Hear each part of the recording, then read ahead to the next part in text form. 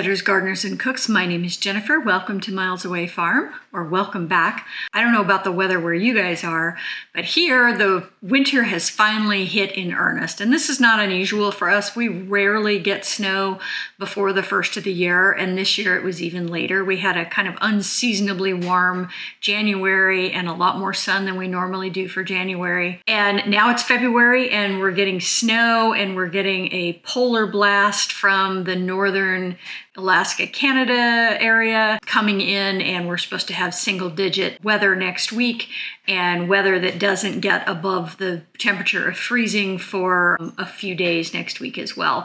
Not my favorite thing. My least favorite part of winter is when the daytime temperatures don't get above freezing. But do I have a recipe for you guys for this weather? It is perfect for this kind of weather. It's called pork tinga. And this is a recipe, old recipe from America's Test Kitchen that I've been making for quite a few years. And I typically make it once a year. I think the original recipe calls for a boneless pork butt. I used a bone-in pork butt. So I essentially about doubled the size of this recipe because it was a pretty good sized bone-in pork butt. And by the way, pork butt does not indicate the rear end of the pork. It actually is the shoulder, the pork shoulder. But it's a nice cut of meat. It has quite a bit of fat on it, so it tends to do well without getting dried out when you cook it for long times. And so this is a very simple recipe where you throw the pork in some water and some flavorings into a pot and you cook it until it's fork tender and falling apart, just like you would if you were making pulled pork or something along those lines. And then you take it out, you shred it, and then you fry it up or crisp it up with some additional seasonings in a pan. And so that fat that's in there gets a little bit crispy, and the Mexican flavorings that go into this are just absolutely delicious. And it is fantastic as a taco or any kind of a filling like a tostada or an enchilada or a burrito. But it's also just really good on like a taco salad. We're trying to cut back on the amount of grains that we're eating right now in an effort to lose a few pounds. And so we're pretty much keeping our eating to fruits, vegetables, and meat, and not a ton of grains, very little here and there. And so we really enjoyed this over salads. And then we did some interesting gluten-free tortillas as well. Let me know if you're interested in a gluten-free tortilla recipe. That was an interesting process, but they came out quite well. And so we ate on this for probably about a week. So this was a big recipe and it took us a while to get through it. So we had glorious leftovers that we did all kinds of different things with. So pork tinga, let's get started. So here's our bone-in pork butt. This was about 4¼ pounds. I did cut off some of that fat cap that was along the edge there. And to this, I'm going to just add this straight into a pot, no browning, with 6 cups of water, an onion that's been quartered up, a teaspoon of salt, and 3 cloves of garlic that have been mashed.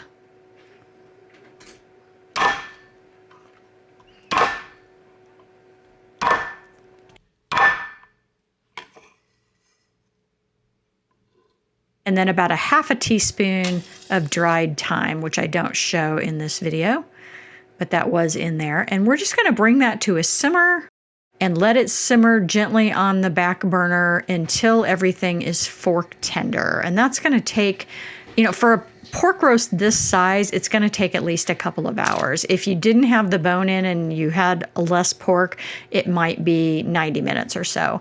So here it is fully cooked. And I'm checking to make sure that this pork is fork tender. You don't want to overcook it. You can dry this out if you cook it for too long, but you do want to cook it until it's easily shreddable. And then I'm going to need some of this liquid for the recipe later. And I also end up saving this and making a pot of beans with it. And so I'm just going to strain off the aromatics and keep this lovely pork stock for the rest of the recipe, and then a beautiful pot of beans later on. And then once that pork has cooled down, we're going to just pull out the bones and shred it with our fingers. And I actually did this the day before. This ended up being a 2-day process, not unusual for me.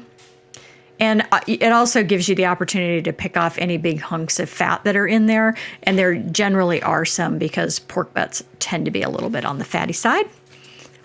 And I'm not shredding this into really fine pieces because I know it's going to fall apart a lot more later when I get it into the skillet. And so I'm just reasonable sized, bite-sized chunks here.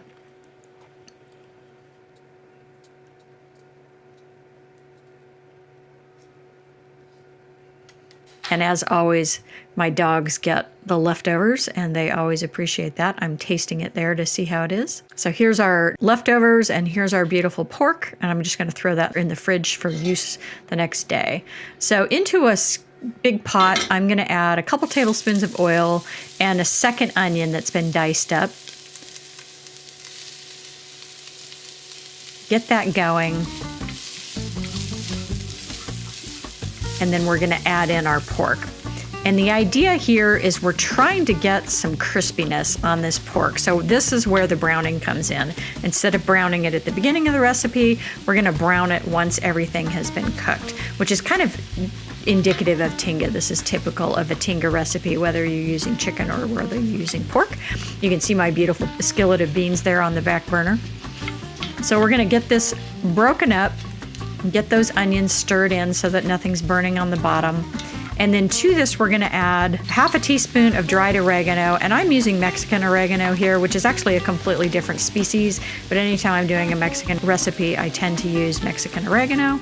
And again, you can see I'm getting a little bit of crispiness on here, a little bit of browning, and that is what I want. So I'm keeping a close eye on this so that things don't burn, but I'm cooking this for 7 or 8 minutes until I start getting some good crispiness.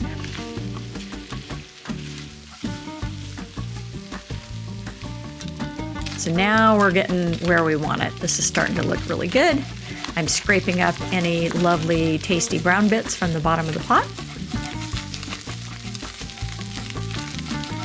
And then to this, I'm going to add some additional garlic, a tablespoon of chipotle powder. And if you don't have chipotle powder on your shelf as one of those staples in your kitchen, I highly recommend it. Chipotles are just smoked dried jalapenos, but they impart a really lovely, smoky, spicy flavor. And this is a reused bottle from Penzeys, I think, but I've been making my own for years as well, so I do my own smoke. And then a can of home canned whole tomatoes and a cup of our reserved pork broth. And then I'm just going to break those up so that things are nice and saucy and give that a chance for everything to come together and meld and get some really good flavor going. Tucking a couple of bay leaves into the juice to give a little bit of bay leaf flavor to this. I am tasting it here to see whether or not it's got enough seasoning, and I did decide it needed a little bit of salt. I didn't add a lot of salt other than what was in that braising liquid, and so it needed quite a bit more salt there. And that's it, you guys. You just bring this to a simmer, let everything blend for 10 or 15 minutes until most of that liquid is cooked off and it's not super soupy, and you are done and golden and ready to make your food. This recipe is so delicious. I highly recommend it. And then we served this over a kind of Mexican taco salad. So we had some avocado in there and some cotija, and then our border beans on the side. This was a fantastic dinner. Give this recipe a try, tribe.